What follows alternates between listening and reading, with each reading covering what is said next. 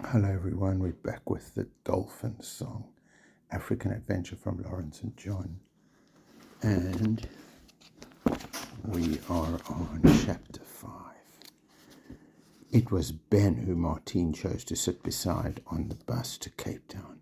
She gave him a wan smile as she slid onto the seat, but didn't say anything. Ben never spoke at school, and she respected that. A lot of people thought Ben was mute, although some kids claimed to have once seen him having a perfectly normal conversation with his parents, and it made Martine feel good to share a secret with him, to know that whenever they were alone together, Ben talked to her quite freely, and that he spoke much more eloquently than anyone else she knew. The teachers didn't mind that Ben didn't say anything because he had impeccable manners and always did his work well and on time. And Martine had never asked him why he didn't communicate with their classmates, because it made perfect sense to her. Their conversations were all hot air. They talked about fashion and pop music and TV shows and superficial and sometimes just plain embarrassing lives of the rich and famous. Ben didn't waste energy on words. He was a nature person like Tendai, happiest when he was outdoors. He was, thought Martine, a bit like a giraffe, mostly silent, but no less extraordinary for it. With a hiss of air brakes, the bus pulled slowly down the driveway and out of Caracal Junior's lynx-decorated gates. Tall pines slipped past the window. With no one to distract her, Martine sank quickly into her depression. Her grandmother's words went round and round in her head. When you return, Martine, we'll have to discuss your future at Sawubona. What did that mean? Had she made up her mind overnight that she didn't want the responsibility of an 11-year-old after all, and decided she would just pack her off to a children's home in grey, rainy England, to boarding school, to foster parents? And yet who could blame her? Martine felt sick to her stomach when she remembered how she'd screamed like a demon child at her grandmother. I hate you, Gwyn Thomas. She wished life came with a rewind button. If that was the case, she'd be feeling very differently now. She'd still be upset about not being allowed to see Jemmy, but maybe if she had apologized a bit more sincerely and promised faithfully never to sneak out at night again, her grandmother might have relented. She would have realized that keeping Martine and Jemmy apart for anything more than a week or two was like trying to separate Siamese twins. Then, thought Martine, she and Gwyn Thomas would have parted with hugs and smiles and the special feeling they'd had after the dolphin rescue. Her grandmother wouldn't have left believing that Martine hated her, when really the opposite was true. Martine loved her. She had just never found the right time to say it. Her reverie was interrupted by a commotion at the back of the bus. Most of the kids were out of their seats. They were pointing at something outside and shrieking noisily. What's going on? Demanded Miss Faulkner. We've hardly left the school gates and already you're up to no good. She pushed between them. What on earth? Martine twisted round and was startled to see, through the dust-speckled window, Grace rushing after the bus, signalling for it to stop. She seemed to be carrying something. For a woman of extravagant proportions, she moved with astonishing speed and, well, grace. Her billowing scarlet, orange, and black African traditional dress made her an arresting spectacle. Relief flooded through Martine. Grace might have a message from her grandmother. She leave it open a side window. Grace, she yelled, Grace. Miss Faulkner raised her eyebrows. Do you know this person? That's Grace, Martine answered with pride. She's my friend. Strange company you keep, Martine, remarked Lucy van Heerden with a smirk. She tossed her silky blonde hair over her shoulder and cast a disdainful glance at Ben. But then you always did like really peculiar people. Martine paid no attention to her. Be quiet, Lucy, snapped Miss Faulkner. I'm not sure why this friend of yours is pursuing the bus, Martine, but I'm afraid we can't stop to find out. If you've forgotten something, it's too bad. You'll just have to manage without it. Oh, you just have to stop, Miss Faulkner, implored Martine. You just have to. I don't have to do anything, Martine. Try to understand that it's out of my hands. If we're not there on time, the boat will leave without us. Is that what you want? I'll be really quick. Grace wouldn't have come unless it was an emergency, and she definitely wouldn't be running.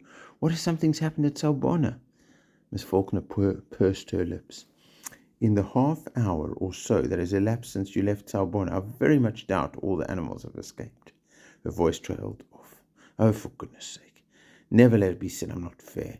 You have 1 minute. I mean it. 1 minute. And that's it. She called to the driver, and the bus stopped so abruptly that Martine was almost catapulted through this windscreen. The doors popped open. Martine jumped onto the verge, dew soaking her socks and trainers. Grace was waiting for her, still out of breath from her run. Her volcano-bright headscarf was unraveling, and her rich brown skin glowed.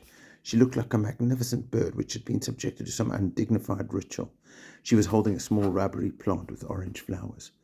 "What's wrong, Grace?" asked Martine, speaking rapidly in the hope of getting information in the shortest time possible.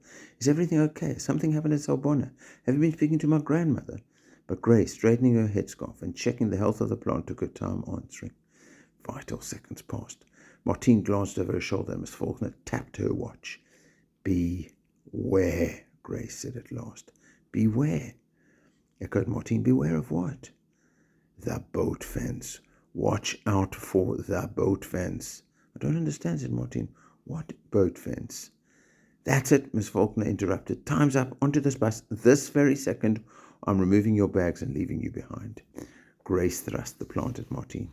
"This here is a present for you." Martine took it uncertainly. Thanks, Grace. What do you mean by—" "I take it that you'd prefer to stay here," Miss Faulkner demanded, her voice shrill with exasperation. "Driver, open the luggage compartment, and we'll remove Martine's bag."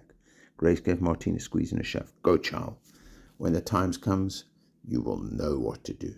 The bus was already moving when Martine leapt on board. The doors snapped shut. Grace's fiery plumage vanished in a swirl of dust. Carrying the little plant, Martine walked the gauntlet of ice down the aisle of the bus. She was bemused by Grace's warning, and more than a little annoyed with Miss Faulkner for wrenching her away before she could hear what the sangoma had come to say. It was obviously very important. Now she would never know. Now she would have to sail up one of the most treacherous coastlines in the world, unsure of what Grace had been trying to protect her from. "Any other stops you'd like to make, Martine?" Claudius called. "Should we pop into the game ranch, or perhaps you'd like to pay a visit to all the other relatives and acquaintances you haven't seen recently?" "Don't mind us. We'll just come along for the ride." Martine could feel a beetroot flush spreading up her neck. She speeded up to get past her tormentor, and her foot caught the handle of a sports bag. She tripped, and the plant shot into the air. Martine almost did the same, but she managed to grab a seat back and right herself. Claudius snatched the plant off the floor. He held it between his thumb and forefinger and regarded it with a comical expression of distaste.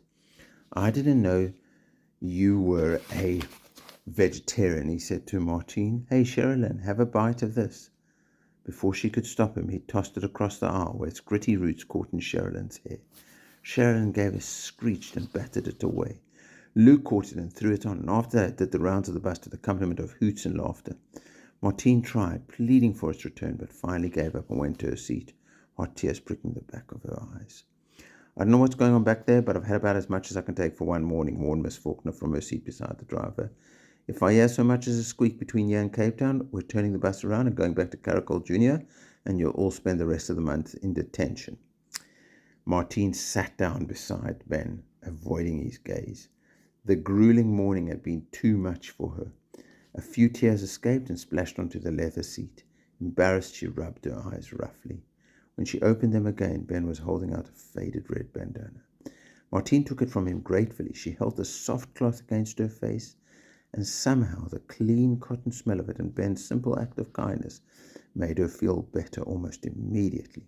She went to give it back to him, but he shook his head. Instead, he handed her the 2 leaves and thread of root, which were all that remained of Grace's plant. Martine tried to thank him, but he had already turned away and seemed to be absorbed in his book. As the bus sped along the highway and the savannah gave way to the sharp-edged mountains and mist-wreathed forest cabins of the wintry Cape landscape, Martine tried to make head or tail of the events of the past 8 hours. First, the image on the cave wall, and now Grace with the incomprehensible warning about a boat fence. What was she talking about? Why would she give Martine a plant for a present? She opened her hand and studied the scrap of green. The thin leaves oozed a milky sap where they'd been torn. With the plant destroyed, there didn't seem much point in keeping them, but she couldn't bear the thought of throwing away a gift from Grace. She wrapped the leaves in Ben's bandana and found a space for them in her survival kit. The waterproof pouch had been a gift from Tendai for helping him find 2 missing leopard cubs. She planned to keep it around her waist for the duration of the school trip. She knew she'd probably be teased about it, but she'd made up her mind not to care. Most people keep their survival kit in a drawer in their house, or in a locked box in their garage, or some other place where they're probably never going to have an emergency, Tendai had told her. They think they'll be able to see an emergency coming. Unfortunately, that almost never happens. Keep your survival kit with you for when you most need it, little one, when you need to survive. The Zulu had helped her pick out what to take on this particular trip. As well as her pink maglite torch, Martine had some matches she'd waterproofed with candle wax.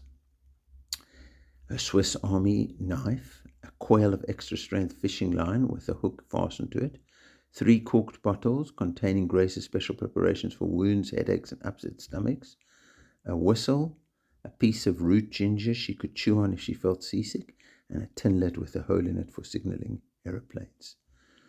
Surely I don't need all these things, she said to Tendai. I mean, why would I need to signal an aeroplane? But Tendai replied that this was the whole point of a survival kit. You took things for every eventuality. Chances were you'd never need any of them, but if you did, you wanted to be sure that all bases were covered. By the time the cloud-scattered crags of Table Mountain came into view, the kids on the bus were singing African songs in the spirit of freedom. The feeling that by going off on a sea adventure, they were somehow playing truant was infectious. But Martine still couldn't shake the sense that something darker lay ahead. She put her hand on her survival kit. She had a bad feeling she was going to need it.